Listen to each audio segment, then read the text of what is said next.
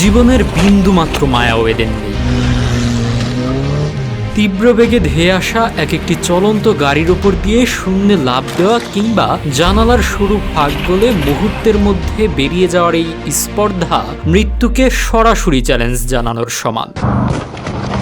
এখানে ক্যামেরার কোনো কারসাজি নেই, পুরোটাই নির্ভর করে স্ট্যান্টম্যানদের ইস্পাত কঠিন স্নায়ু আর অতিমানবীয় সাহসের ওপর।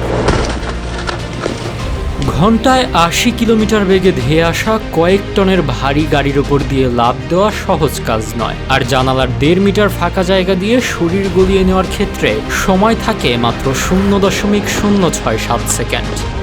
এই ভগ্নাংশ সেকেন্ডের টাইমিংয়ের সামান্য ভুল বা উচ্চতার হিসাবে একটু এদিক ওদিক হওয়ার অর্থ কঠিন ধাতব কাঠামোর সাথে শরীরের ভয়াবহ সংঘর্ষ। এমন একটি কাজের জন্য হিসাবের চেয়েও অনেক বেশি প্রয়োজন মৃত্যু ভয়কে পুরোপুরি জয় করার মানসিক শক্তি।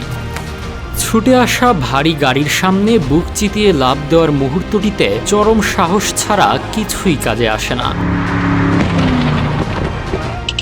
আমাদের ভিডিওগুলো নোয়াখালী থেকে দেখছেন মোহাম্মদ রায়হান রাফি, শরীয়তপুর থেকে দেখছেন আরিয়ান ঘোষ, নরসিংদী থেকে দেখছেন সামিয়া আক্তার, মোহাম্মদ সজিবুর রহমান দেখছেন চায়না থেকে এবং চিটাগাং থেকে দেখছেন সাইমং মার্মা। আপনি কোথা থেকে দেখছেন তা জানিয়ে দিন কমেন্ট বক্সে। সামাজিক যোগাযোগ মাধ্যমে কোটি ভিউ আর স্পন্সরশিপের বিপুল চুক্তির কারণে স্টান্টম্যানরা প্রতিদিন এভাবেই গতির সাথে সাহসের লড়াইয়ে নামেন। রাশিয়ার ইভজেনি চেবোতারেভ বা ব্রিটেনের ড্যামিয়ান ওয়াল্টার্সের মতো স্টান্টম্যানদের এই কসরতের নেপথ্যে থাকে চরম ঝুঁকি নেওয়ার স্পর্ধা।